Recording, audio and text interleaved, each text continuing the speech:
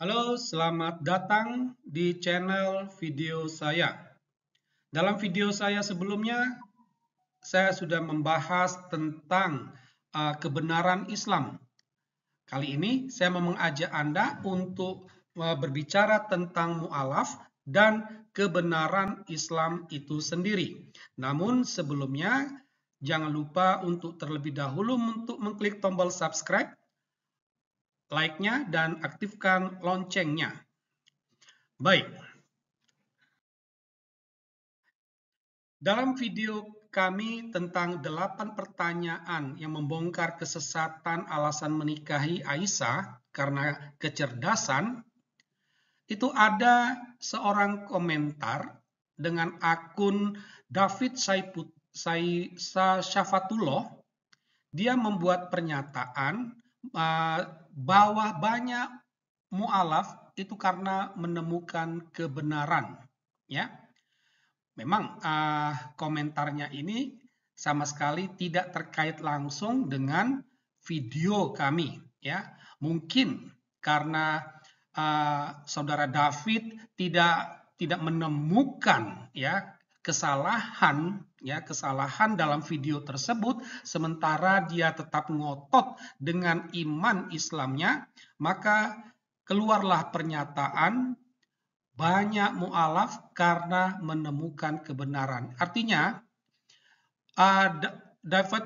David ini mau mengatakan bahwa banyak orang kafir, ya, itu menjadi Islam setelah menemukan kebenaran itu. Nah, kebenaran yang dimaksud ini adalah kebenaran Islam, ya, dan kebenaran Islam ini itu merujuk kepada Al-Quran.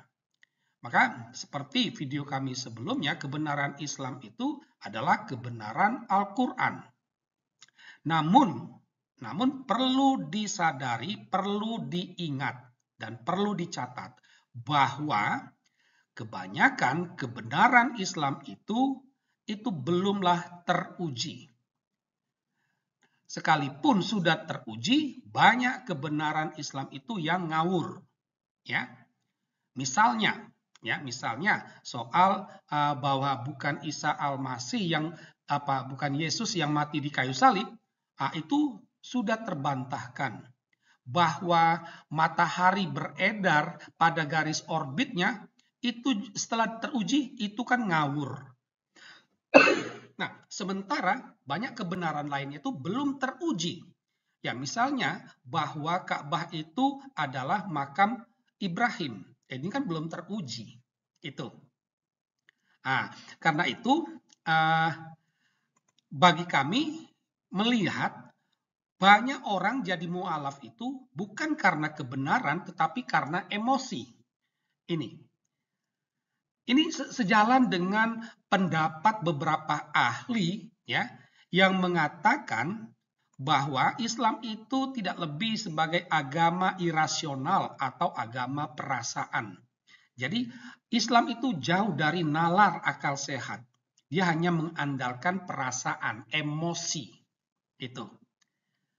Nah, sangat menarik kalau kita dalam video kami tentang 8 pertanyaan membongkar kesesatan alasan menikahi Aisyah itu menarik kalau kita membaca pernyataan Iqbal Muslim tentang alasan orang masuk Islam, ya.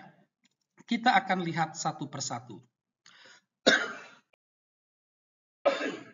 Nah, saudara Iqbal memberikan beberapa alasan kenapa orang kafir itu masuk Islam.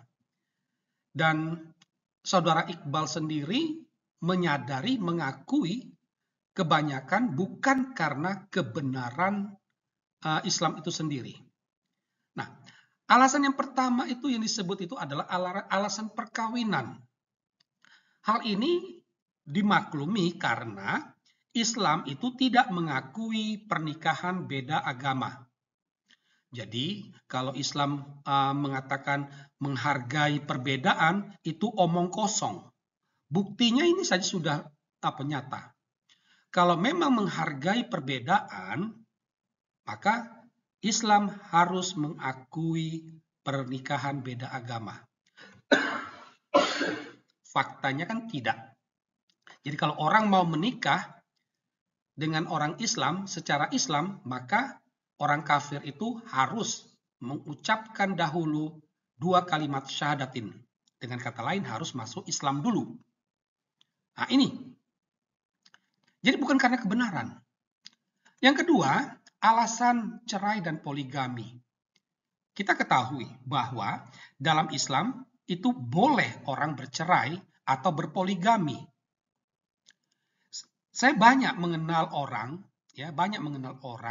yang terus terang mengakui dia masuk Islam karena dalam Islam boleh cerai. Dia tidak bisa mengikuti ajaran Katolik misalnya, ya, karena yang tidak mengakui perceraian. Itu. Jadi kalau sudah bosan, udah cerai. Demikian juga poligami.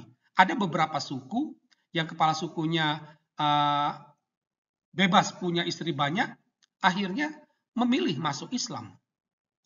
Itu.